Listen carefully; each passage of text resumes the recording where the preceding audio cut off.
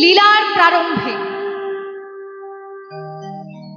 আমরা রজনীকান্তের গান দিয়ে একটু প্রার্থনা করব। তুমি নির্মল করো মঙ্গল করে মলিন মর্ম মোছায়।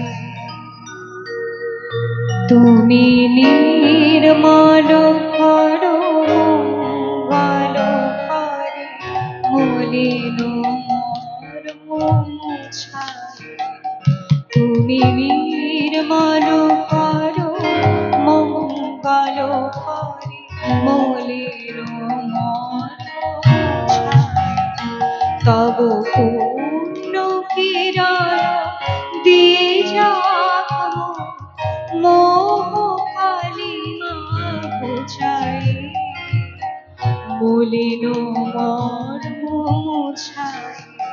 তুমি নির্মল করো মঙ্গল করে মলিন মর্ম মোছায়।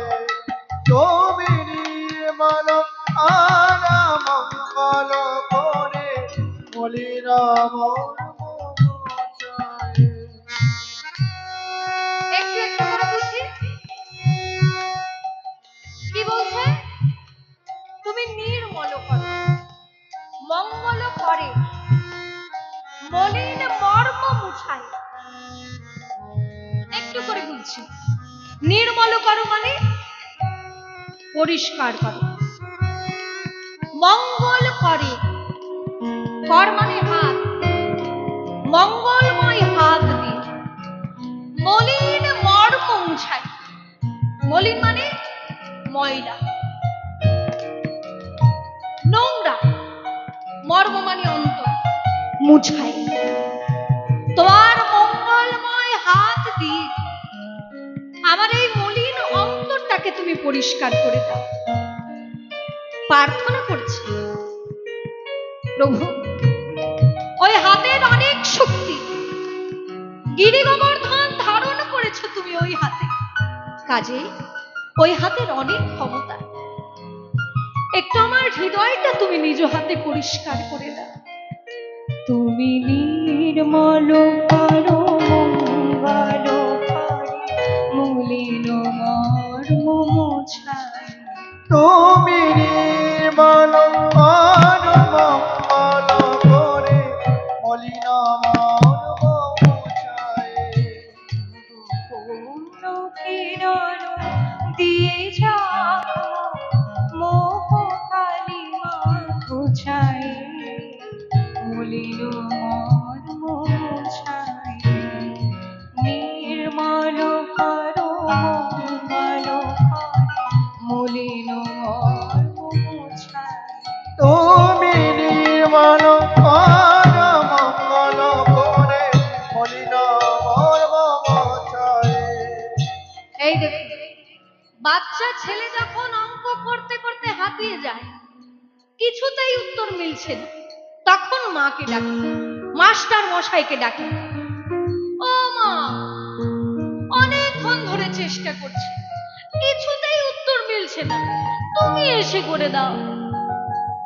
অনেক চেষ্টা করে যখন পারা যায় না, তখন মাস্টার মশাইকে ডাকে, মাকে ডাকে। ঠিক তেমনি আমি অনেক চেষ্টা করেছি আমার এই ময়লা হৃদয়টাকে পরিষ্কার করা, পারিনি প্রভু। তুমি নিজে এসে তোমার মঙ্গলময় হাত দিয়ে আমার এই হৃদয়টাকে তুমি পরিষ্কার করে দিয়ে যাও। আমি অনেক চেষ্টা করেছি, পারিনি। তব পুণ্য কিরণ দিয়ে যাক মোহ কালিমা ঘুচায়। সূর্য ওঠার আগে অন্ধকার চলে যায়, ঠিক তেমনি তুমি আমার হৃদয় আকাশে উদিত হওয়ার আগেই আমার অজ্ঞান রূপে অন্ধকার দূরে চলে যায়। ভগবান বলছেন, বাহ, কীর্তনের আসরে দাঁড়িয়ে দাঁড়িয়ে এত প্রার্থনা করছো, এত ডাকছো, দুঃখ তোমার যে কীর্তনের আসরে দাঁড়িয়ে এত প্রার্থনা করছো? কি দুঃখ আমার শুনবে ঠাকুর? তোমাকে ছাড়া আর কাকে বলবো? শোনো, লক্ষ শূন্য লক্ষ বাসনা ছুটেছে গভীর আধারে, জানি না কখন ডুবে যাবে অকুল গরল আধারে। কি বলছে? লক্ষ শূন্য লক্ষ বাসনা। এই দেখুন বাবা, লাখ হয় মূর্ধন্য ষ। এই লক্ষ মানে একক দশক শতক হাজার অযুত লক্ষ, 100,000 সেই লক্ষ। আর লক হয় মূর্ধন্য সেই জপ হলা। এই লক্ষ্য মানে উদ্দেশ্য। তোমার জীবনের উদ্দেশ্য কি? আমার দিকে লক্ষ্য করো। এই যে লক্ষ্য মানে উদ্দেশ্য। বলছে প্রভু, আমার লক্ষ লক্ষ কামনা বাসনা, আজকে এটা চাইছি, কালকে ওটা চাইছি, পরশু সেটা চাইছি। নির্দিষ্ট লক্ষ্য নেই, লক্ষ্যহীন হয়ে ছুটে যাচ্ছে। এই ছুটতে ছুটতে ছুটতে ছুটতে কোন দিন যে বিষের সাগরে গিয়ে মুখ থুবড়ে পড়বে সে নিজেও জানে না। জানি না কখন ডুবে যাবে কোন অকুল গরল পাথরে। গরল মানে বিষ। এই ছুটতে ছুটতে ছুটতে ছুটতে কোন দিন যে বিষের সাগরে গিয়ে মুখ থুবড়ে পড়বে সে নিজেও জানে না। বলে তাহলে আমি কি করব? তুমি কি করবে? প্রভু বিশ্ব বিপদ হন্তা, তুমি দাঁড়াও রুধিয়া পন্থা। আমি দেখি নাই কিছু, বুঝি নাই কিছু, দাও হে দেখাই বোঝাই, মলিন মর্ম মুছাই। পাপ করবে তুমি, আর আমি তোমাকে বাঁচাতে যাব কেন? পাপ করা ছেড়ে দাও, তাহলে আর পাপের সাগরে ডুববে না। পাপ করা ছেড়ে দাও তুমি। বলে প্রভু, পাপ করা ছেড়ে দাও। তুমি পাপ করবে আর আমি তোমাকে কেন বাঁচাতে যাব?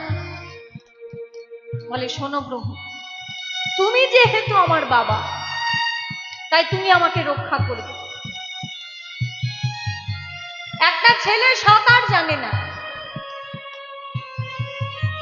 একটা ছেলে সাঁতার জানে না, কিন্তু জলের মধ্যে নেমে পড়েছে। এবার তাকে দেখে পাড়ার লোকেরা বলছে, হ্যাঁ সাঁতার জানিস না যখন পুকুরে নেমেছিস কেন হতচ্ছাড়া?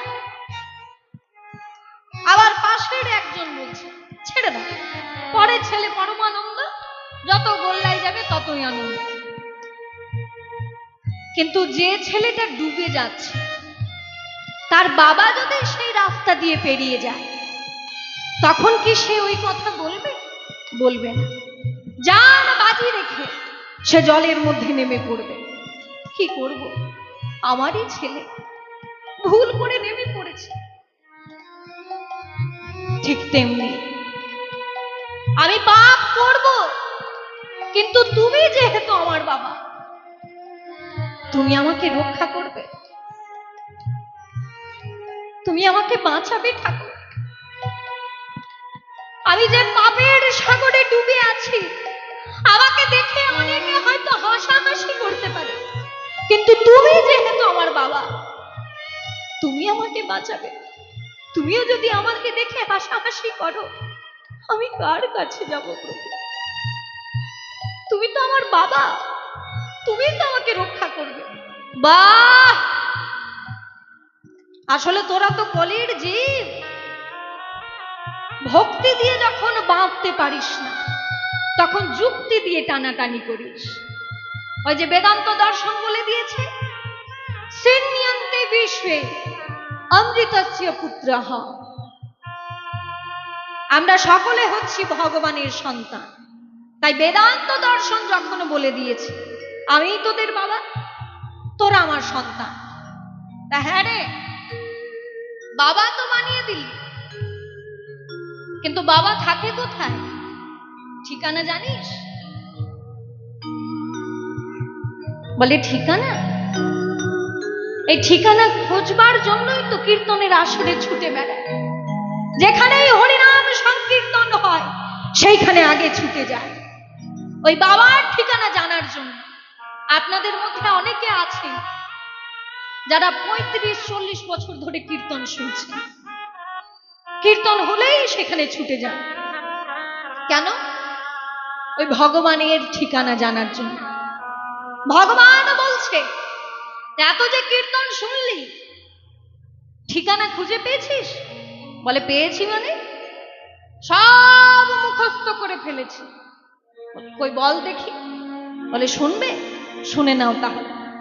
রাম থাকে অযোধ্যায়, কৃষ্ণ থাকে বৃন্দাবনে, আর গৌরাঙ্গ মহাপ্রভু থাকে নবদ্বীপে। সব মুখস্থ। আরো আছে, বলবো? শোনো, শুধু তাই নয়, তুমি অনলে আছো, অনিলে আছো, চির নভনি,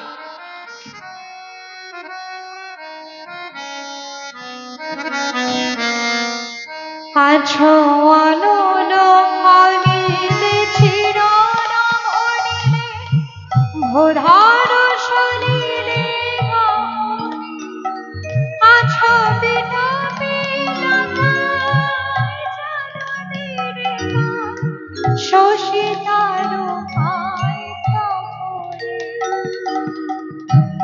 ভগবানের বাসস্থান, ভগবান কোথায় আছে ভগবানের ঠিকানা বলে দিচ্ছে। তুমি অনলে আছো মানে আগুনে আছো, অনিল মানে বাতাসে তুমি আছো, চির নভনীল ওই মেঘের নীল রঙের মধ্যেও তুমি আছো, ভূধর মানে পর্বতেও তুমি আছো, সলি জলের মধ্যেও তুমি আছো, গহনে জঙ্গলের মধ্যেও তুমি আছো, আছো বিটপি লতায়, জলদের গায়ে। বিটপি মানে গাছ। এগুলো কঠিন সংস্কৃত, কঠিন বাংলা, সংস্কৃত থেকে এসেছে, জেনে রাখা ভালো। তবে সবসময় বলা ভালো না, প্রয়োগ করা ভালো না। আমি যদি বলি আমাদের ওখানে আম বিটপি আছে, আপনারা কেউ বুঝবেন? আরে জেনে রাখা ভালো, কিন্তু সবসময় প্রয়োগ করা ভালো না। কি বলছে?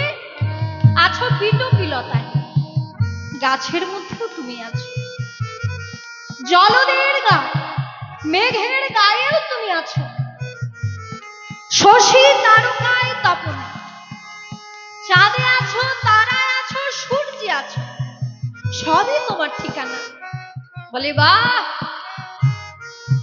ঠিকানা জানতে চাইলাম, অমনি ঠিকানার ফুল ছুরি ছড়িয়ে দিল।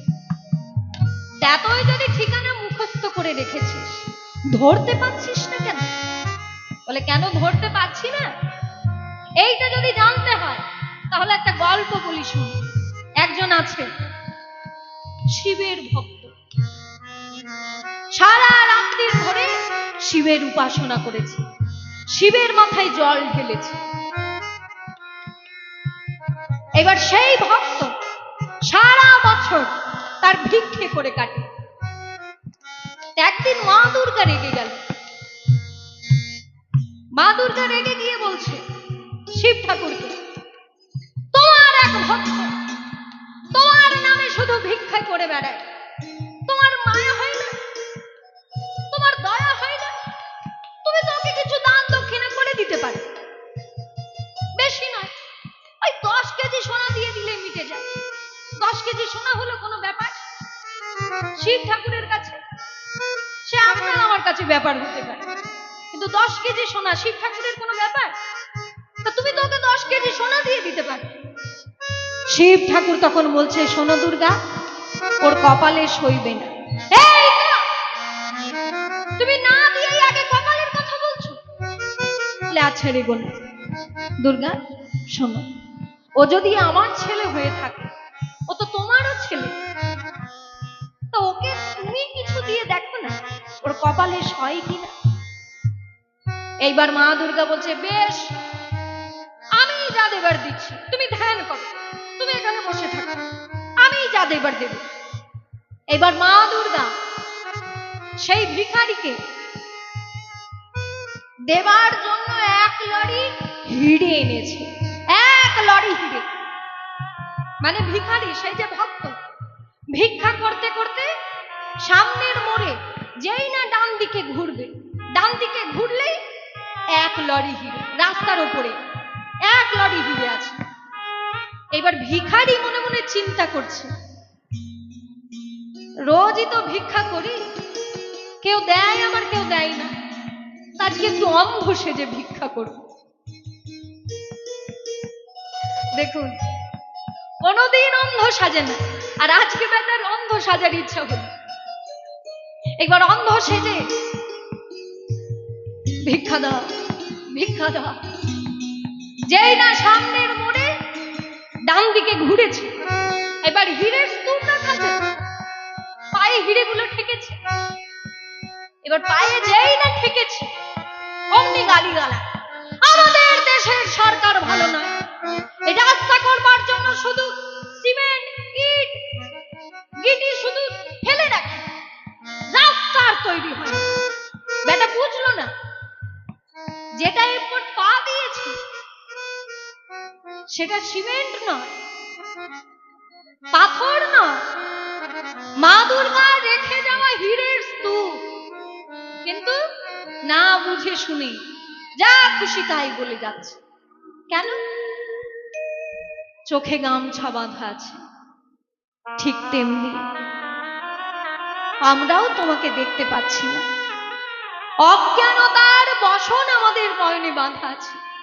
আমি নয়নে বসন বাঁধিয়া বসে আধারে মরি গো কাঁদিয়া, আমি দেখি নাই কিছু, বুঝি নাই কিছু, দাহে দেখায় বুঝাই, মলিন মর্ম মুছাই, তুমি নির্মল করো মঙ্গল করে, মলিন মর্ম মুছাই। তুমি নির্মল আর মঙ্গল করে মলিন মর্ম মোছায়। নির্মল করো মঙ্গল করে, মলিন মর্ম মুছাই, তব পূর্ণ কিরণ দ্বিজা মোহ কালিমা ঘুচাই, মলিন মর্ম মুছাই, তুমি নির্মল করো মঙ্গল করে মলিন মর্ম মোছায়। তবে নির্মল আর মঙ্গল করে মলিন মর্ম মোছায়। তাহলে রজনীকান্তের একটি গান দিয়ে আমরা ভগবানের উদ্দেশ্যে প্রণাম জানালাম। আসুন একবার প্রেমানন্দে সকলে জয়ধ্বনি করি, নিতাই গৌর